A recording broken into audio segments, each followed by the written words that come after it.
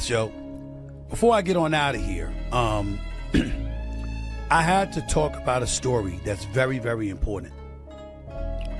And albeit indirectly, it involves a darker, more serious turn.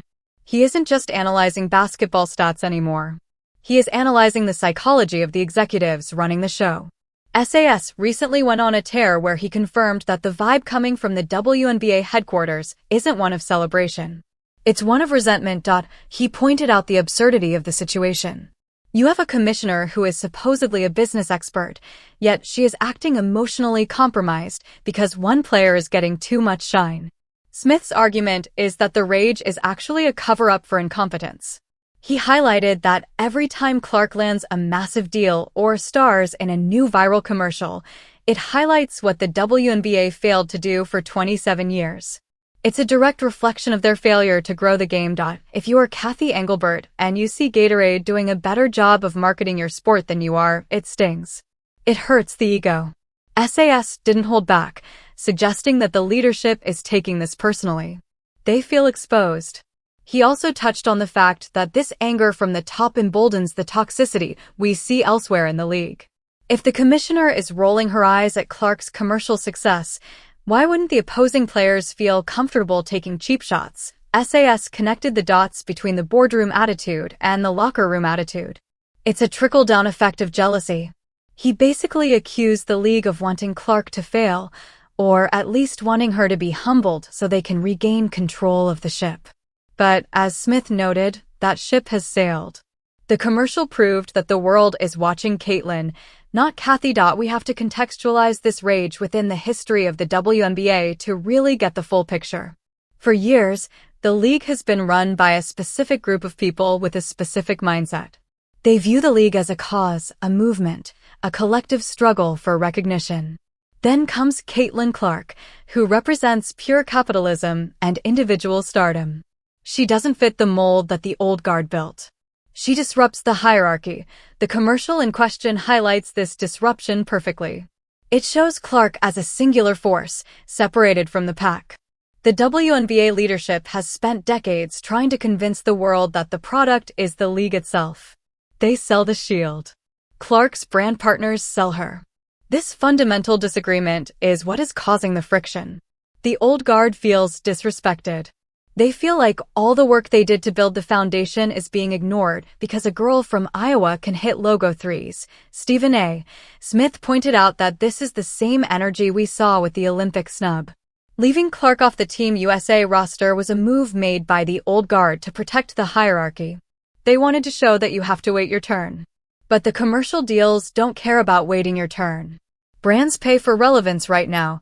This disconnect between the slow-moving, seniority-based league office and the fast-moving, merit-based world of advertising is causing massive internal conflict. The commissioner is stuck in the middle, and instead of adapting, she's getting angry. And let's talk about the money, because ultimately professional sports is a business, or at least it's supposed to be. Stephen A. Smith has repeatedly called out the WNBA for committing business malpractice, and the rage over Clark's commercial is the perfect example of this. In a normal league like the NBA or the NFL, when a player gets a massive national commercial, the commissioner pops a bottle of champagne. Why? Because it raises the value of the entire enterprise. It brings casual fans to the TV. Is the WNBA actually trying to self-destruct, or is this just the most blatant case of corporate jealousy we have ever seen in professional sports? Just when you thought the drama surrounding Caitlyn Clark couldn't get any more intense, a new explosion has rocked the league office. And this time, it isn't coming from the players. It is coming from the very top. We are talking about a league that has spent decades begging for viewership, begging for sponsorship, and pleading for mainstream relevance. Yet, now that they have a unicorn who brings all three of those things to the table on a silver platter, the reaction isn't gratitude, it's rage. Reports are surfacing that a new commercial featuring the Indiana Fever rookie has sent WNBA Commissioner Kathy Engelbert and the league's old guard into a tailspin. But why? Why would a simple advertisement cause such chaos behind closed doors? Stephen A. Smith has entered the chat, and he is confirming what many of us have suspected. Since the draft, the league is losing control, and they are terrified. They are watching a single player become bigger than the entire organization, and instead of riding the wave, they are reportedly trying to build a dam. We need to talk about the deeper implications here, because this isn't just about a TV spot.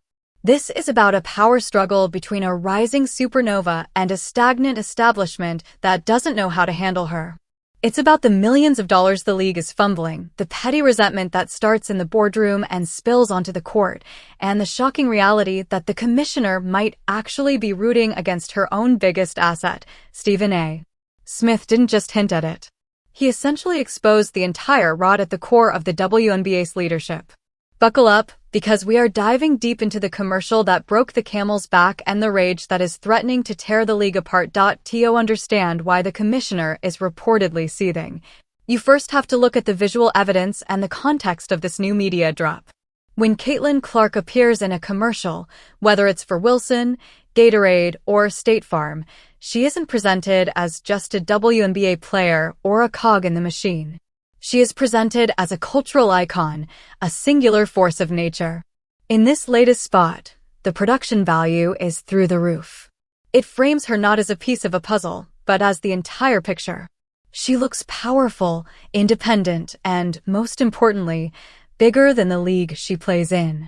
For the average viewer, this is awesome. It's hype.